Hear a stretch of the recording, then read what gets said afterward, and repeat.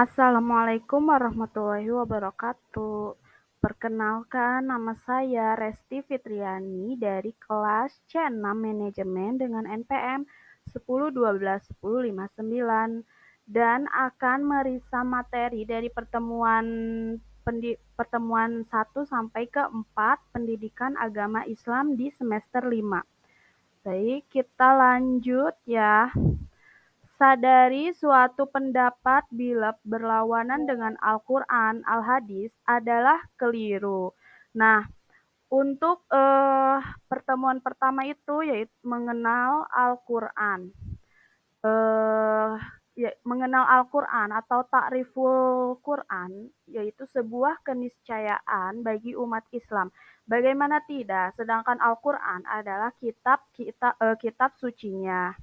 Nah, firman Allah yang berisi petunjuk dalam kehidupan ini sekaligus referensi bagi apa sih namanya bagi manusia atau gitu ya bagi umat eh referensi pertama gitu ya muroji al-ula dalam beribadah kepada Allah Azza wa Jalla. Lalu Allah berfirman, sesungguhnya atas tanggungan kamilah mengumpulkannya di dadamu dan membuatmu pandai membacanya. Apabila kami telah selesai membacanya, maka ikutilah bacaannya itu. Quran Surat Al-Qiyamah ayat 17 sampai 18. Lalu, sedangkan secara terminologi, definisi Al-Quran itu adalah kalamullah yang merupakan mukjizat yang diturunkan kepada Nabi Muhammad Shallallahu Alaihi Wasallam yang disampaikan kepada kita secara mutawatir dan membacanya bernilai ibadah. Nah, yang pertama itu ada kalam Allah. Al-Quran merupakan kalam Allah Subhanahu wa Ta'ala yang disampaikan kepada Rasulullah Shallallahu Alaihi Wasallam melalui perantara Jibril. Nah, lalu yang kedua itu ada mukjizat. Mukjizat itu berarti menetapkan kelemahan, yaitu ketidakmampuan mengerjakan sesuatu. Nah, lawan dari kudroh, potensi, power, kemampuan apabila mukjizat muncul. Lalu yang ketiga itu diturunkan kepada Muhammad Shallallahu Alaihi Wasallam. Sesungguhnya Al-Quran ini benar-benar diturunkan oleh Tuhan semesta alam. Dia dibawa turun oleh Ar-Ruh, Al-Amin, Jibril ke dalam hatimu Muhammad, agar kamu menjadi salah seorang di antara orang-orang yang memberi peringatan dengan bahasa Arab yang jelas. Lalu yang keempat, diriwayatkan secara mutawatir. Nah, setiap kali Rasulullah menerima wahyu yang berupa ayat-ayat Al-Quran, beliau membacakannya di depan para sahabat. Kemudian para sahabat menghafalkan ayat-ayat tersebut. Lalu, selain dihafal oleh ratusan sahabat, penulisan Al-Quran juga terjamin keautentikannya serta dijamin pertanggungjawaban ilmiahnya. Nah, yang kelima ini ada membacanya bernilai ibadah. Di antara keistimewaan Al-Quran adalah pahala besar yang akan diperoleh bagi orang yang membacanya. Membaca Al-Quran dengan demikian bernilai ibadah yang sekaligus membedakannya dari hadis qudsi. Lalu eh, ada di materi kedua ya. Sekarang di materi kedua itu ada nama-nama Al-Quran. Nama-nama Al-Quran. Yang pertama itu ada apa sih nama artinya ya? Nama-nama Al-Quran itu Asmaul Quran. Istilah dalam bahasa Arab yang mengacu pada berbagai nama atau gelar yang digunakan untuk merujuk atau untuk tuju kepada Al-Quran dalam teksnya sendiri. Nah, yang pertama itu ada Alkitab. Alkitab itu kitab atau buku. Nah, ini tuh udah tercantum di dalam kitabnya sendiri ya, diambil dari kata kataba yang artinya menulis. Sedangkan kitab artinya yaitu yang ditulis. Di samping yang dihafal oleh Rasulullah dan para hafiz sejak awal Al-Quran, juga ditulis oleh tim pencatat Al-Quran dari kalangan sahabat. Nah, yang kedua itu ada al-huda atau petunjuk. Petunjuk ini karena ia mengarahkan manusia kepada jalan yang lurus yang menyelamatkan mereka dari keyakinan yang sesat dengan jalan membimbing akal dan perasaan mereka agar berkeyakinan yang benar dengan memperhatikan bukti-bukti kebenaran Allah. Lalu yang ketiga itu ada Al-Furqan. Al-Furqan itu pembeda ya, pembeda di antara yang lain.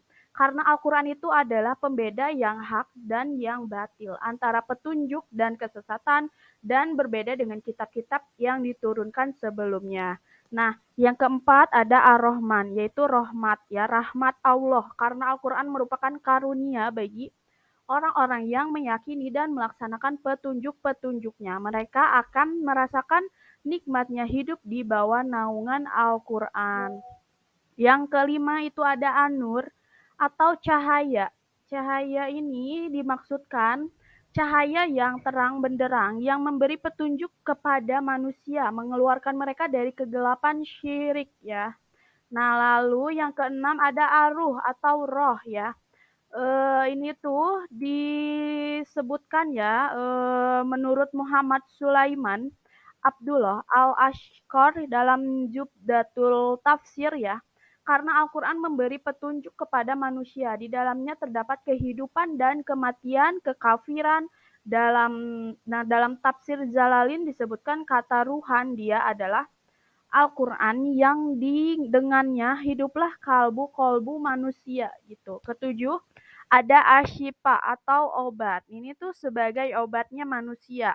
Obat bagi segala penyakit, keraguan, kemusyrikan, kemunafikan, syahwat, dan juga syubhat. Termasuk pula semua penyakit jiwa yang mengganggu ketentraman manusia. Nah, maka dari itu umat muslim itu obatnya itu Al-Quran ya. Dan yang kedelapan itu ada Al-Haq, yaitu kebenaran. Kenapa disebut kebenaran? Karena mengandung kebenaran yang tidak ada keraguan sama sekali di dalamnya. Nah, yang kesembilan ada Al-Bayan, yaitu penjelasan. Memberikan penjelasan tentang petunjuk untuk keluar dari kesesatan serta menerangkan berbagai hikmah dan hukum. Nah, lalu di materi ketiga ya, di materi ketiga ini aku spill ya, yang nama-nama Asmaul Husna ya atau Asmaul Quran yang part keduanya nih materinya ini akan aku sampaikan kepada kalian yang dimana tadi yang ke-9, sekarang yang ke-10 ya, Al-Mau'ijah. Mau'ijah yaitu pelajaran. Mengandung pelajaran-pelajaran yang indah yang dapat memperbaiki akhlak dan amal perbuatan manusia. Nah, di dalamnya ini disebutkan tentang balasan-balasan amal yang disampaikan dengan tartib. Lalu yang ke-11 itu ada az-zikir, pemberi peringatan. Nah, pemberi peringatan ini dimaksudkan untuk kepada manusia. Sesungguhnya kami benar-benar memeliharanya. Al-Quran disebut az-zikir, zikr, karena Al-Quran merupakan peringatan tentang berbagai permasalahan, juga merupakan dalil-dalil yang jelas yang di dalamnya terdapat pelajaran bagi orang-orang yang ingin beriman. Nah, maknatul Quran, kedudukan Al-Quran, dari sebagian nama-nama Al-Quran tersebut tergambar kepada kita maknatul Quran, yaitu kedudukan Quran sebagai pedoman hidup manusia yang begitu lengkap. Nah, pertama, Al-Quran adalah kitabun nabai wal ahbar, kitab berisi berita dan kabar. Ini tuh terdapat berita-berita tentang kejadian masa lalu maupun kejadian yang akan datang. Al-Quran ini memberikan kisah para nabi dan rasul terdahulu. Adam, Nuh, Ibrahim, Yakub, Yusuf, Musa, Isa, dan lain-lain agar menjadi pelajaran bagi umat manusia. Lalu, berita Al-Quran ini kemudian terbukti kebenarannya sekitar 7 tahun setelah diturunkannya ayat pertama, yaitu surat Ar-Rum. ya pada bulan Desember. Nah, yang kedua ini Al-Quran adalah kitabul hukmi wa syariah kitab. Kitab hukum dan syariah. Ini tuh telah ditetapkan oleh Allah Subhanahu wa taala berbagai macam hukum dan syariat yang mengatur kehidupan manusia sebagai individu, keluarga, masyarakat dan bangsa. Lalu yang ketiga itu adalah kitabul jihad, yaitu kitab jihad, tentang jihad di banyak ayat, karena ya banyak ayat-ayat yang membicarakan tentang jihad, artinya khusus, yakni kitab dalam arti umum yaitu segala bentuk upaya dalam rangka meninggikan kalimat Allah Ta'ala.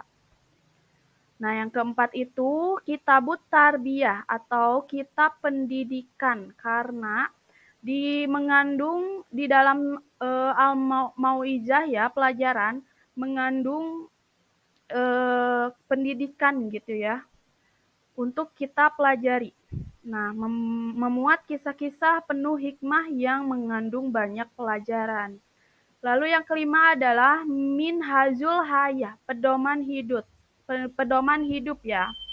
Itu memuat seluruh pedoman yang dibutuhkan manusia berupa akidah, ibadah, hukum, muamalah, akhlak, politik, ekonomi, dan lain-lainnya ya. Lalu yang keenam itu ada Al-Quran adalah kitab ilmu pengetahuan. Nah, sebagai ilmu pengetahuan di dalam surat Al-Alaq ya, bacalah dengan menyebut nama Tuhanmu yang menciptakan. Dia telah menciptakan manusia dari segumpal darah. Bacalah dan Tuhan Tuhanmu lah yang Maha Pemurah, yang mengajar manusia dengan pengentaraan. Dia mengajar kepada manusia apa yang telah diketahuinya. Nah, itu adalah dari surat Al-Alaq 1 sampai 5. Oke, mungkin segitu saja dari saya. Doa akhir majelis ya. Subhanakallahumma wa bihamdika asyhadu alla ilaha anta astaghfiruka wa atubu ilaik. Assalamualaikum warahmatullahi wabarakatuh. Terima kasih. Assalamualaikum.